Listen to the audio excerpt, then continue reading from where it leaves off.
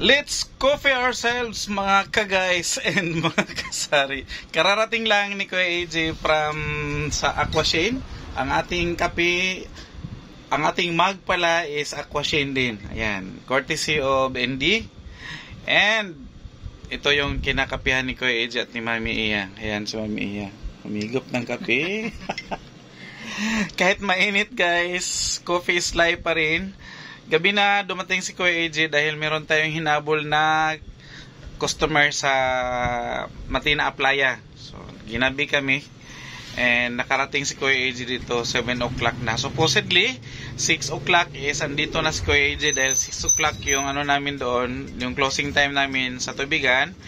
Pero may mga naghabol pa, so nakauwi si Kuya AJ ng 7 o'clock. And today, dahil 5 days ata, wala akong vlog. Super busy. So, magsishare si Kuya AJ dahil higop sa ko. Katatapos lang ni Mami Iya. Mainit pa naman, so tour muna tayo. Katatapos lang kasi ni Mami Iya i-display yung aming mga pinamili last Sunday. Nag-grocery kami sa Great Wall. So, ayan. Kunting ikot-ikot lang. Kunting ikot-ikot. Ito, mga bago ito guys ha. Hindi siya bago ang paninda. May bago dyan, meron ding hindi. Pero bago ito. Bagong lagay itong ano dito. Itong, ano tawag nito? Mating. Steel mating. Yung displayhan namin, bagong lagay dahil doon yan sa kabila. Nilipat namin dito. Or, nilipat no? From doon.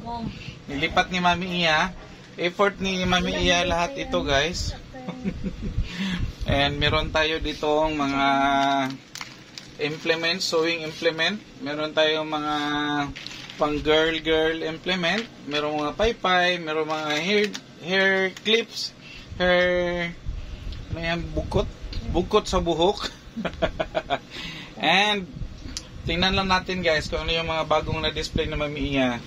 Ayan, so puno siya. Puno ang aming munting tindahan. Ayan. So, walang ambag si Kuya AJ dyan, guys, sa displayhan. May ambag tayo dyan sa pamili.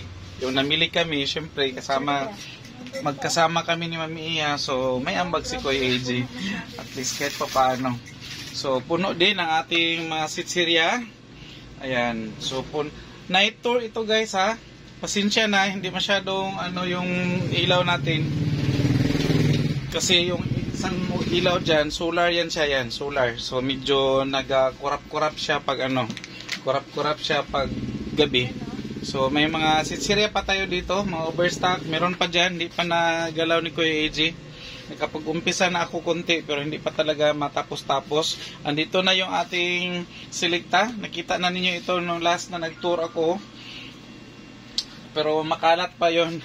So ngayon makalat pa rin. So ang ating guys pala, bago ko balikan yung ating mga dilata is ito yung lagayan namin ng mga sanitary pads. Sanitary pads. Yan, kitang-kita yan doon sa labas pag andyan ang ating mga customers. Ang ating mercury drug, andyan siya. Niliitan namin. Ang iba andun sa likod. So naglagay lang kami dito ng mga iilan para at least makita nila na meron tayong bintang ganyan. Dahil masikip na po at saka kunti lang yung lagayan dito sa hi, shout out. Andito sa harapan, so nilagay namin sa likuran yung iba at saka yung iba basta may ma-display lang tayo, makita nila na meron tayo yung item na yan. So dito tayo guys sa ating mga dilata section. Ito yung ating mga dilata section. From doon sa taas pala, hindi siya dilata, mga noodles, mga sutanghon, bihon at saka pansit canton. Pansit canton at saka sa next na palapag is ang ating mga dilata. Klase-klase yung mga dilata from corned beef, beef loaf, sardinas, mga tuna at saka mga gatas sa ilalim. Ayan. At saka yung ating mga mababasagin. Tapos andyan sa likuran yung ating mga breeding mix. At saka dito sa kabila ang ating mga palaman, mga sandwich spread, iba't ibang flavor ng sandwich spread, may mga gatas at saka may mga ilan pang dilata dyan sa taas, at ang ating mga condiments andyan din, pati mga overstock na mga piatos at saka kung ano-ano pa. Piatos, sorry. May nag-react. Tatos, I mean. At saka meron tayong buldak dyan na naka-display sa taas. At saka meron tayong toilet paper. Ayan. Dito sa baba is meron tayong mga ilang school supplies.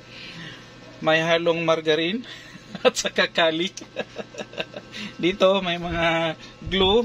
May mga glue, mga ballpen, mga pentel pen, sign pen, at saka kung ano-ano pa sa loob.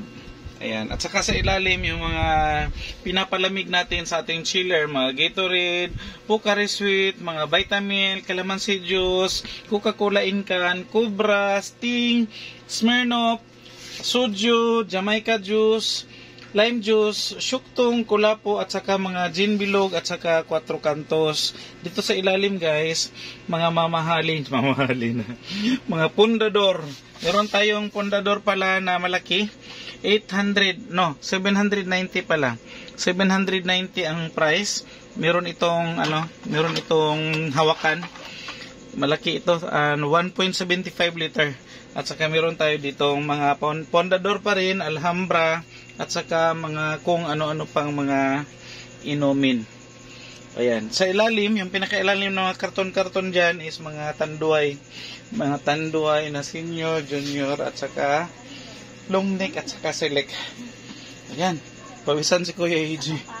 At saka dito, mga school supplies pa rin. Mga folders, envelope, papel, notebook, at saka kung ano-ano pa sa ilalim ng mga school supplies. Ayan, ready na ang school supplies namin ni Mamiya para sa pasukan. Ayan po. Sa taas, meron dyan mga kunting laruan at saka kung ano-ano pang mga kakit-akit sa ating mga kabataan. At saka dito yung aming freezer. Aming freezer na Panasonic. Ayan, maraming nagko-comment at nagtatanong dyan sa Panasonic natin sa aking vlog sa YouTube. At saka dito guys, ito yung harapan, naka-open na po ang ating extension. At saka nandito na yung aming itlog. May nag-comment sa aming itlog na malayo na daw doon. So hindi na nila basta-basta na. Kasi ang ginagawa namin mga customers guys, lalo't busy kami, magbabayad na lang sila ng 50 pesos, kukuha sila ng 5. Parang self-service na rin. Ayan. Diyan yung ating mga tubig from Aquashane, at diyan yung ating mga Coke mismo, at saka mga ano dyan sa ilalim, mga liquid na liquid na detergent, at saka mga Sunrocks. Ayan, mga Sunrocks. At saka overstock na yan siya. May naka-display tayo doon. Dito, konting school supplies pa rin. At saka dito, school supplies at saka mga other implements yung ginagamit sa mga bahay or ano-ano pa. Mga projects ng mga kabataan. Andito yung ating mga toothbrush sa ating pintuan. Yan. Yan yung ating pintuan. Yan. So sa taas, andyan yung ating mga shampoo. Mga shampoo yan siya lahat dyan. Nakaharap yan doon sa labas. At saka andito yung ating bungad. Andito yung ating mga sabong panligo. Meron tayong iba't ibang klaseng sabong panligo. Marami hanggang sa ilalim. Yan po ang ating sabon panligo. At saka sa likod nito mga overstock or nakabundle na hindi pa na-display is andyan yung ating mga inumin pa rin. Mga inumin na nakaharap yan doon sa harapan. At saka ito, isang showcase pa rin. Alam nyo guys, bakit marami kaming mga showcase, mga naka-glass na mga maliliit na lagayan. Meron ding malaki. Kasi ito, aside na para hindi siya maalikabukan, makaiwas din sa mga damages na sanhi ng ating mga kaibigang mababait. Kung ano yung pwede nilang ngat-ngatin, yun din yung i-secure mo at ilagay mo sa mga lagayang ganito na hindi nila mangat-ngat. Pwera na lang sa mga sitserya na naka-display. Ayan. So, meron pa tayong sitsirya dyan. Speaking of sitsirya. At saka meron tayo doon sa taas na nakaharap doon sa labas ng kalsada ang ating bulldog. At saka kung ano-ano pa ang mga nakadisplay dyan. Ayan. So, ito yung sa ating extension. Andyan yung ating mga laruan pala guys. Nakalagay din siya sa steel matting. Steel matting na manipis lang. Hindi naman siya makapal. Ayan po. At saka andito yung ating timbangan. Siyempre may timbangan tayo and reminder sa ating mga kasari dyan na always check ninyo ang inyong mga registration na inyong timbangan. Baka nag-expire na yan. Baka multa kayo ng 500% sa ating mga business bureau pag hindi kayo nakapag-renew. Ayan po. Dyan yung ating bigas. Ang aking bigas guys, isang sako lang yung makikita mo dyan. Kung meron man akong extra sako is andoon sa sasakyan. Bakit? Dahil itong area na to is ito yung laging mapasukan ng tubig pag malakas ang ulan. At saka pag maraming dyan, maraming sako din, marami din siya ngat-ngatin ng ating kaibigan. So mabuti yung isa lang dyan. At least, kung ngat-ngatin niya man is hindi lahat. Ayan po. At saka ito pa rin ang ating mga gulayan. Nakagulay ako konti kahapon pero wala akong tuyo. Kaya ang pinalit sa aming tuyo is ito muna ang mga sitsiryang ganito. Pang lang dyan guys. Pang pansamantala. May nakagalagay dyan. Para at least dili po siya mingaw tanaw ng atong tindahan. Kaya kung mawala ng mga stocks na observe ba ninyo guys. So, na-notice ninyo sa mga groceryhan.